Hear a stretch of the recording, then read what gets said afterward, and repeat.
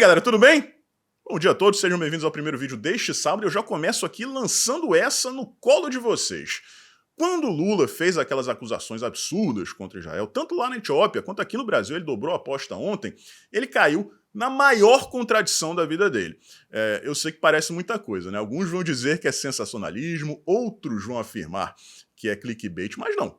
Até o final desse vídeo aqui, eu vou provar para vocês o que eu estou afirmando. É algo que a imprensa tradicional está vergonhosamente tentando esconder de vocês. Mas antes, outras notícias. A primeira é essa aí no canto da tela.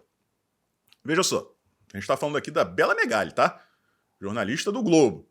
Ela está dizendo aí que a Polícia Federal teria ficado insatisfeita com os depoimentos do Anderson Torres e do Valdemar Costa. Saudades da época em que a Polícia Federal fornecia provas ao juízo. Está parecendo um tribunal, se tornou realmente um órgão político. Agora minha pergunta é a seguinte, vamos supor que isso aí seja verdade. Eles esperavam o quê? A matéria diz que a PF acha que eles não tentaram provar sua inocência, né? Suas inocências. E como eles fariam isso, Polícia Federal? Repetindo aqui, tá? Supondo que isso seja verdade, que essa fonte anônima realmente exista. Entregando o Jair Bolsonaro?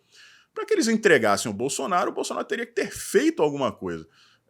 O que vocês não conseguiram provar ainda, né? Então, que coisa, hein, gente? Mas que coisa lamentável. Falando no Valdemar, tá? Ele cortou o salário do Braga Neto depois desse interrogatório, né? Depois desse depoimento aí.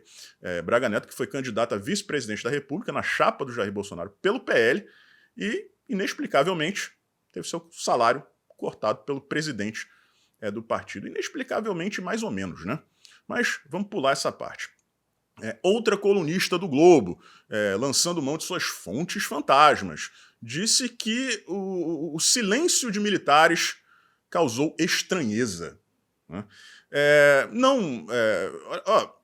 Mesma coisa, tá, galera?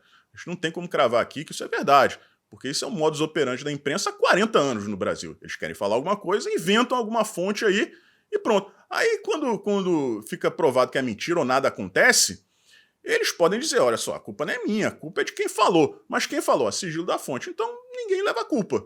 É uma procuração para propagar mentira. Agora, por que causaria estranheza?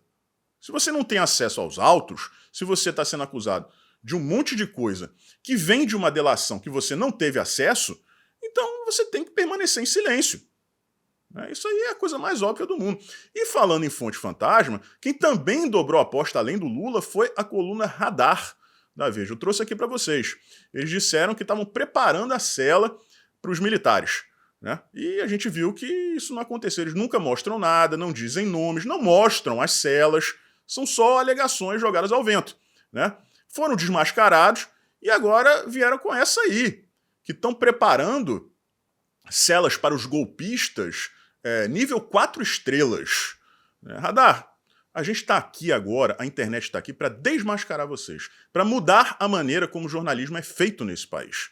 Ninguém acredita mais nisso, só quem quer acreditar. Eu tenho muita vontade de acreditar nisso. Aí vai lá e acredita. Fora isso, o que vocês falam, sem apresentar nenhuma prova, sem apresentar o nome de nenhuma suposta fonte, isso aí, eu vou sempre falar isso aqui, vale tanto quanto uma nota de R$3 em Saturno. Queimada a nota ainda por cima, tá? Uma vergonha. Jornalismo de beira de estrada. Agora vamos lá, pessoal. Nos aproximando aqui dessa questão, tá? Felipe Martins, ex-assessor de política internacional do Jair Bolsonaro, ele foi transferido da Polícia Federal.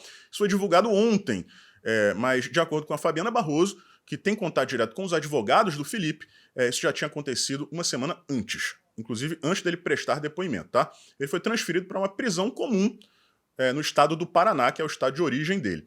Isso é extremamente temerário. A gente sabe, né, como o Lula venceu por larga margem nas prisões, na eleição, e o Felipe Martins está certamente cercado de inimigos. Ele está preso preventivamente, foi acusado de deixar o país, né, quando o Bolsonaro foi aos Estados Unidos, ele provou, a defesa dele provou que ele nunca saiu do país, que ele estava no Paraná. Então a acusação que foi realizada com provas falsas, com mentiras, para uma prisão preventiva, uma pessoa que não apresenta o menor risco, né? Não cabe ali nas situações em que a prisão preventiva pode acontecer, né? Por exemplo, você apresenta uma ameaça à sociedade, você está cometendo crime continuado, você pode se evadir do país. Nada disso faz sentido, mas tiraram o Felipe de onde ele estava em segurança, não deveria estar preso, mas pelo menos estava em segurança, e jogaram ele numa prisão cheia de bandidos petistas. Tá? Qualquer coisa que aconteça com o Felipe Martins agora é a responsabilidade do Estado. Eu queria passar uma informação aqui para vocês. O Felipe tem laços fortíssimos com Israel. Mais do que isso eu não vou dizer, mas ele tem laços fortíssimos com o Estado de Israel. E não sei, gente, parece até uma vingança, né? Não parece? Eu não vou fazer o que a imprensa faz e inventar fonte. Essa é a minha impressão, tá? Essa é a minha opinião. Agora vamos lá.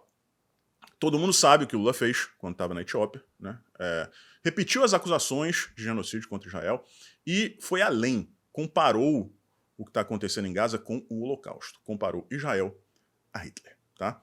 Ontem, no Brasil, ele estava fazendo mais um daqueles comícios destrambelhados dele, e ele não chegou a mencionar o Holocausto, não mencionou Hitler, mas repetiu a acusação, chamou Israel de genocida novamente, tá? Como vocês veem aí, ele não está nem um pouco interessado em paz, ele não quer esfriar o conflito, ele vai dobrando a aposta, acho que ele já quintuplicou a aposta 10 vezes nos últimos 7 dias.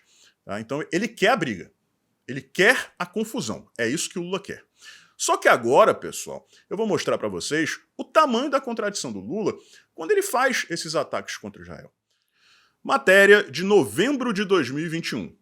Nobel da Paz em 2019, presidente da Etiópia agora lidera massacre étnico no país.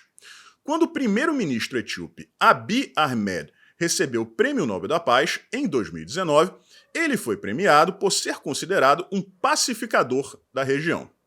Agora, ele está liderando uma prolongada guerra civil que, segundo muitos relatos, carrega as marcas do genocídio e tem o potencial de desestabilizar a região do Chifre da África. Um ano depois do início da ofensiva do governo etíope sobre a região e sua etnia dominante, o conflito deixou milhares de mortos, desalojou mais de 2 milhões de pessoas, aumentou a fome e deu origem a uma onda de atrocidades. E aí a gente chega a essa foto, o Lula apertando a mão de um homem, né? E aí vocês veem de quem se trata. Lula se reúne com o premier da Etiópia, Abiy Ahmed, vencedor do Nobel da Paz. O presidente está no país africano desde quinta-feira. Neste fim de semana, o petista participa da reunião da cúpula da União Africana como convidado. Vamos lá, acho que ficou claro para todo mundo, né? Tamanho da hipocrisia do Lula. Mas vamos lá, vamos comentar. Quando ele fez aquelas acusações contra Israel, comparando o que acontece em Gaza com o Holocausto, ele estava ao lado do chefe de governo e chefe de Estado. Às vezes eles chamam de presidente, outras de premier ou primeiro-ministro, né? Mas é o manda-chuva da Etiópia. E este homem, que recebeu o Nobel da Paz, vocês viram ali como o Correio Brasiliense valoriza isso, né? Nobel da Paz, mas esquece de mencionar o que aconteceu depois. Este homem está promovendo um conflito étnico, um massacre étnico na fronteira entre a Etiópia e a Eritreia. Isso, Lula, isso é genocídio. Isso que o cara que estava do teu lado faz é que é genocídio. Porque não existe a ameaça.